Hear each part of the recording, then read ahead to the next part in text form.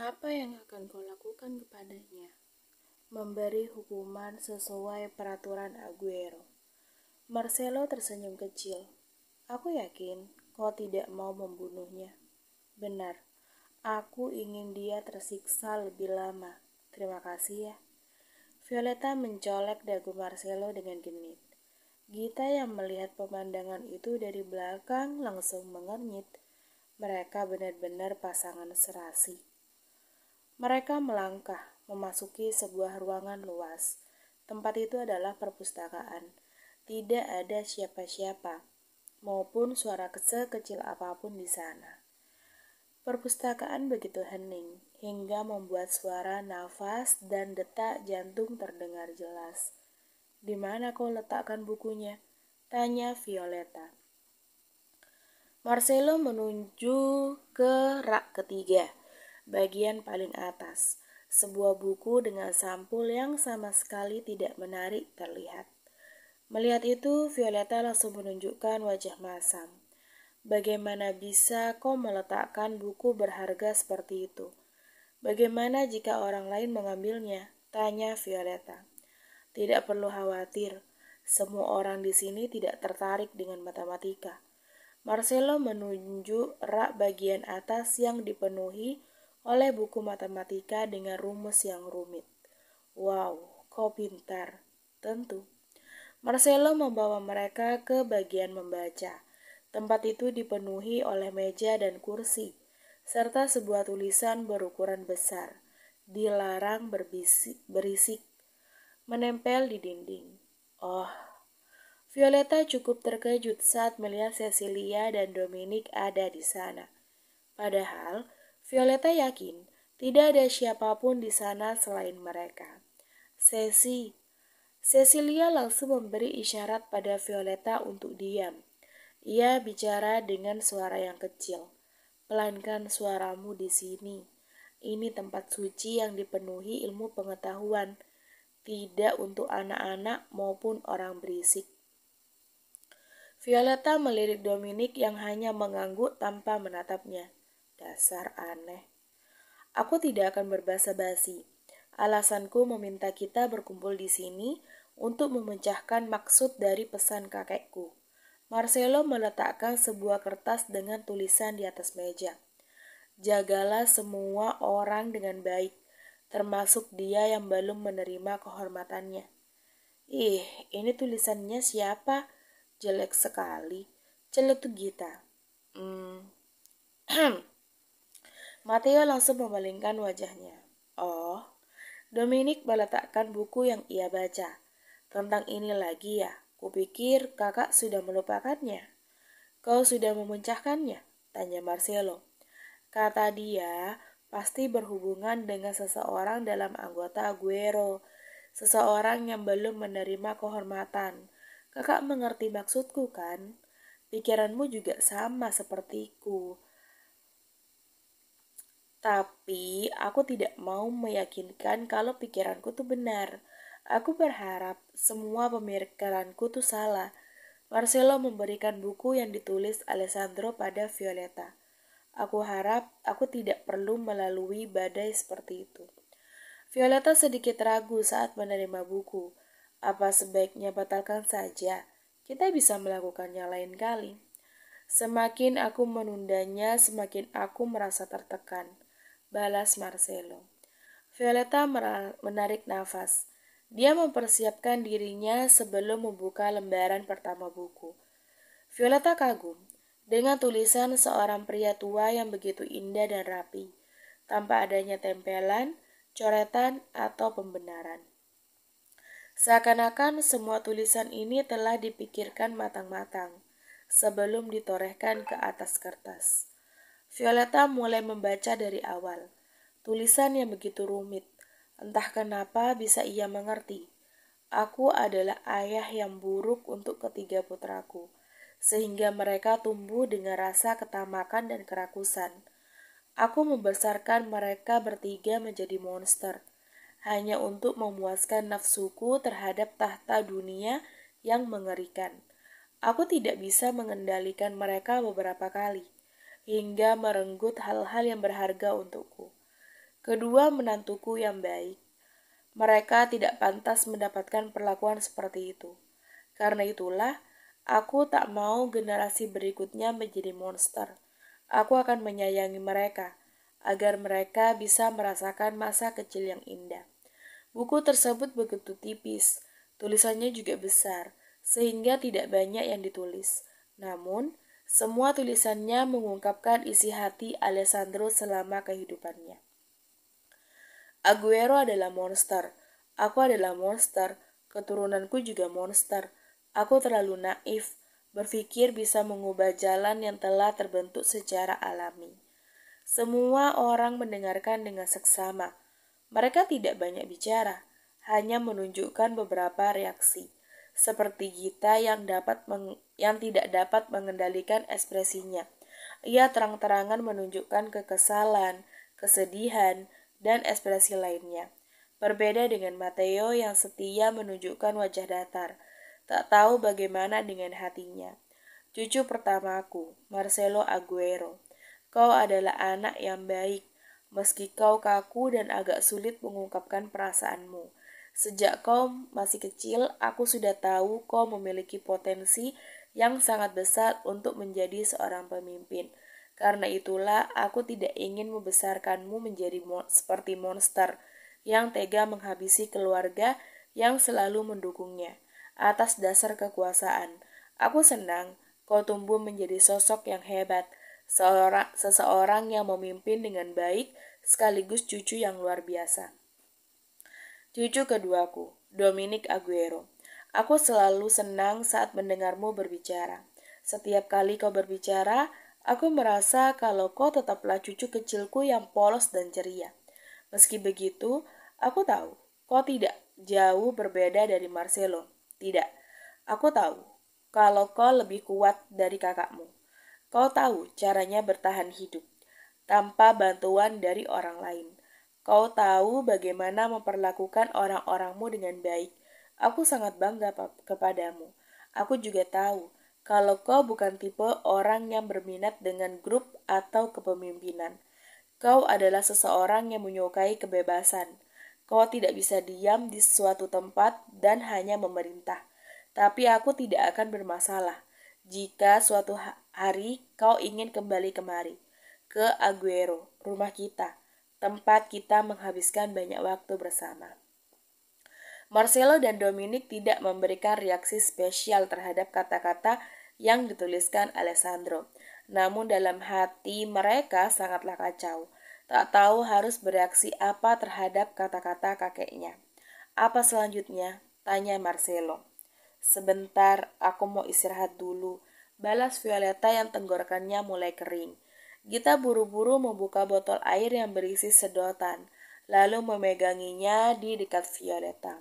Setelah puas minum air, Violeta membaca kalimat berikutnya. Melihat Violeta yang terkejut, semua orang langsung kepo. Ada apa? Tanya Dominic. Violeta tidak menjawab.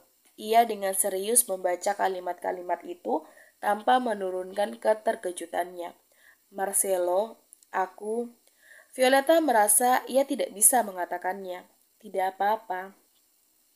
Violeta menelan ludah. Ia menarik nafas pelan lalu menghembuskannya. Untukmu yang belum menerima kehormatanmu, aku minta maaf karena tidak bisa memberimu kehidupan yang layak, selayaknya seorang Aguero. Dimanapun kau berada saat ini, aku harap kau telah hidup dengan baik. Aku sangat berharap kau datang dan menerima kehormatanmu sebagai seorang Aguero. Tapi aku tidak akan memaksa karena semua keputusan ada di tanganmu, cucuku. Violeta menyelesaikan perkataannya dengan bibir bergetar. Ia langsung duduk di sebelah Marcelo karena kakinya bergetar. Semua orang memiliki reaksi mereka masing-masing. Gita yang terkejut berlebihan. Matteo yang menekuk wajahnya, seakan tidak tahu harus berkata apa. Cecilia yang hanya diam. Dominic menunjukkan senyum khasnya. Lalu Marcelo? Violeta, siapa ayahnya? Tanya Marcelo. Dia adikmu juga, bodoh. Wow, orang tua itu sangat... Dominic menghentikan perkataannya yang dilanjutkan dengan tawa kecil. Di antara 3 putra, kenapa harus ayah? Marcelo menghela nafas. Itu karena Felix dan Alfonso sama-sama mandul. Ayahmu sendiri yang membuat mereka begitu. Dia ayahmu juga, balas Marcelo. Oh ya? Marcelo kembali menghela nafas. Dia mencoba tenang. Jadi begitu. Kakek memintaku untuk menemukan cucu ketiganya dan memberinya kehidupan yang layak sebagai seorang Aguero. Itu omong kosong. Jika dia seorang mafia, posisi kakak akan terancam, ujar Dominic dengan candaan. Apa kau akan melakukannya? Tanya Cecilia. Marcelo mengangkat wajahnya, menatap mata sebentar. Ini adalah keinginan kakek. Apa aku bisa menolaknya? Kau cucu yang baik, balas Cecilia. Terima kasih pujiannya, kritikus. Bagaimana kau akan mencarinya? Apa ada petunjuk? Tanya Gita. Violeta membaca halaman lain. Tidak ada, hanya itu. Bukunya juga sudah berakhir. Oh, ada pesan terakhir untuk cucu kesayangan. Kakek bilang dia sangat berharap pesan dan keinginan terakhirnya dipenuhi. Violeta menepuk punggung Marcelo. Bebanmu luar biasa, suamiku. Dari dulu juga bebanku luar biasa. Marcelo melirik Matteo. Ada apa? Tuan, apa Anda benar-benar akan mencarinya? Tanya Matteo dengan wajah datar khasnya. Kau khawatir akan terjadi sesuatu yang buruk jika aku membawanya ke Aguero? Tentu saja. Bagaimana jika dia menentang Anda nantinya? Apalagi dia tidak dibesarkan secara layak. Dia pasti merasa tidak adil dan mencoba mendapatkan kursi pemimpin sebagai bentuk balas dendam. Marcelo tidak menganggap Matteo berlebihan, karena semua itu berkemungkinan besar untuk terjadi. Seseorang yang hidup dalam ketidakadilan rupanya merupakan bagian dari keluarga luar biasa. Dia pasti merasa ini adalah kesempatannya untuk merangkak naik. Tapi Matteo, Marcelo mengetuk-ngetuk meja. Kau yakin seseorang seperti itu bisa melawan pemimpin Aguero? Matteo langsung mengangguk. Anda benar. Sulit untuk mengalahkan Aguero yang telah dipersiapkan sejak kecil. Yang terpenting, sekarang kita harus mencari petunjuk mengenai keberadaan bajingan kecil itu, ujar Marcelo. Oh, ada satu. Violeta menemukan satu petunjuk soal cucu ketiga Alessandro. Dia memiliki bekas luka di perutnya. Hanya itu? Tanya Dominic. Itu tidak membantu. Ada banyak orang dengan bekas luka di perutnya. Dominic mengangkat kaos yang dia kenakan, menunjukkan bekas luka cukup panjang di perutnya. Aku mendapatkan ini saat penculikan di masa kecilku. Cecilia ikut mengangkat pakaiannya. Terlihat bekas luka kecil di sebelah pusarnya. Ini bekas tusukan. Punyaku juga lumayan dalam. Gita menyentuh bekas luka di perutnya. Aku tertusuk batang besi yang runcing saat mencoba kabur. Nampaknya itu tidak sebanding denganku. Marcelo menunjukkan 2 bekas tembakan di perutnya. Kalian sedang apa sih? Kenapa malah pamer bekas luka? Keren gitu. Violeta berdecak. Namun saat ia melihat Matteo yang ikut-ikutan, ia langsung berwajah datar. Oh, aku punya ide. Aura Dominic berubah, jadi berbunga-bunga dan ceria. Cecilia langsung tidak bersemangat. Ini pasti buruk. Ada apa? Alessandro Aguero memiliki seorang cucu lain. Dia berpesan pada Marcelo Aguero untuk mencari dan menjadikannya bagian dari Aguero. Maka dari itu, Marcelo sedang mencari-carinya sekarang, ujar Nino. Felix tidak begitu terkejut. Ia sendiri tahu kalau kedua adiknya adalah playboy, pasti telah menanam benih dimanapun. Namun, kebanyakan benih tersebut telah dimusnahkan sebelum mereka lahir. Felix tahu kalau Alfonso mandul. Jadi itu pasti bukan anak Alfonso. Adikku benar-benar membuat masalah. Felix tersenyum. Ini membuatku ingin melakukan hal jahat. Nino, dari mana kau mendapatkan informasi ini? Tanya Melva yang sedang menyulam di sofa, sembari menunggu Felix yang selesai bekerja. Ini adalah rahasia yang bocor, balas Nino. Felix tertawa. Marcelo Aguero bertindak seolah-olah dia tuh sangat hebat. Tapi dia bahkan tidak mampu melindungi satu informasi seperti ini. Nino, bagaimana ciri-cirinya? Yang saya dapatkan hanya bekas luka di perutnya. Tidak ada ciri-ciri maupun petunjuk lain. Marcelo Aguero saja masih kebingungan dan mencoba menggali lebih dalam. Ini sulit. Dia laki-laki atau perempuan? Tanya Melva. Laki-laki. Felix yang menjawabnya. Dari mana kau tahu? Aguero memiliki darah yang kuat, dan keluarga kami memiliki keunikan. Tidak pernah ada perempuan yang terlahir dari darah keluarga Aguero. Semua keturunan, termasuk anak para simpanan, maupun anak yang berkeliaran tanpa mengetahui identitas mereka, semuanya adalah laki-laki. Sayang. Melva mendekati Felix yang sedang duduk di kursi kerjanya.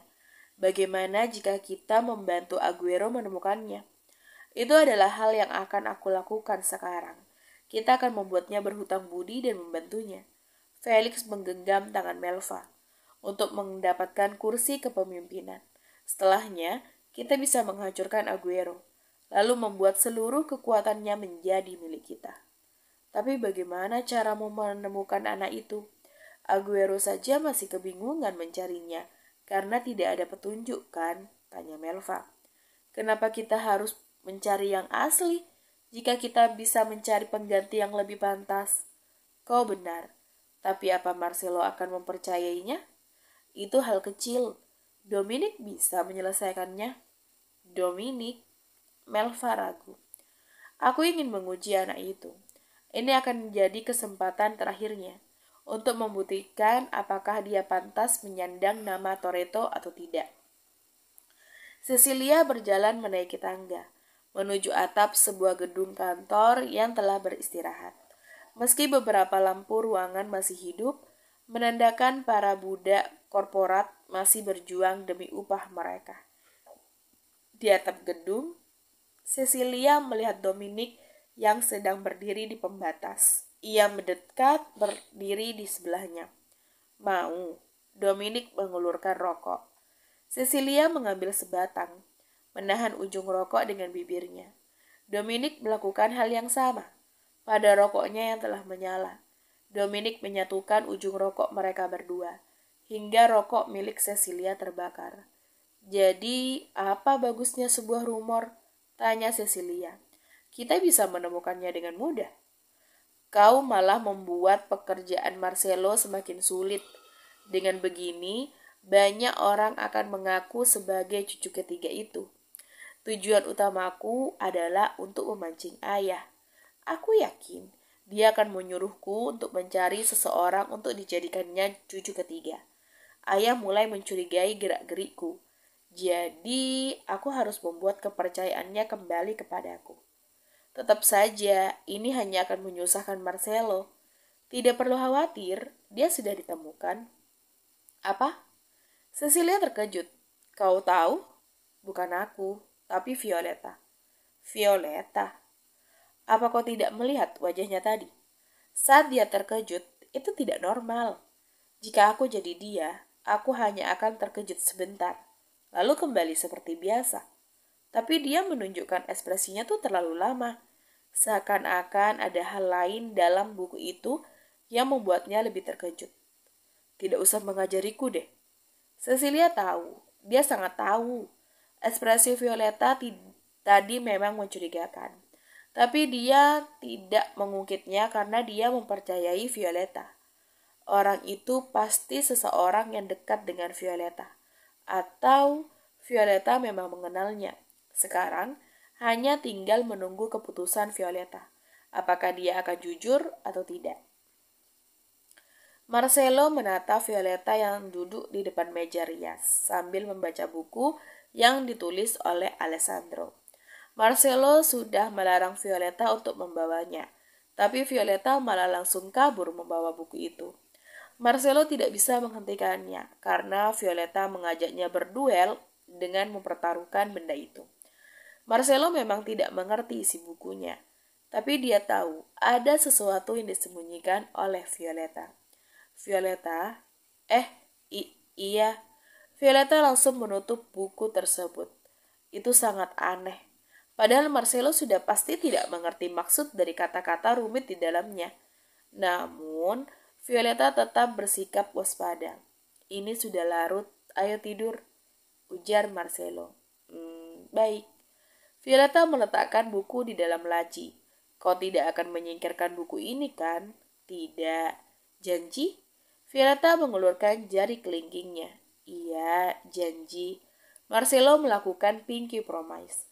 Saat berbaring, Violeta membelakangi Marcelo.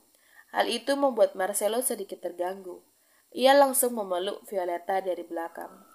Apa aku melakukan kesalahan? Tanya Marcelo. Tidak. Violeta diam sebentar. Maafkan aku. Tidak apa-apa. Bicaralah saat kau sudah siap. Iya. Pikiran Violeta kalang kabut. Dalam buku, Alessandro menuliskan ciri-cirinya dengan jelas, mulai dari warna rambut, warna mata, warna kulit, latar belakang, termasuk namanya. Tapi Violeta ragu, haruskah dia jujur pada Marcelo atau tidak? Karena ada sesuatu yang membuatnya tidak bisa mengungkapkan semuanya. Lelah berpikir, Violeta memejamkan matanya dan tertidur. Marcelo yang sedari tadi hanya pura-pura tidur, bisa mendengar suara Violeta yang sedang mengigau. Tidak mungkin kan bajingan itu? Violeta menyebut satu nama, Erios.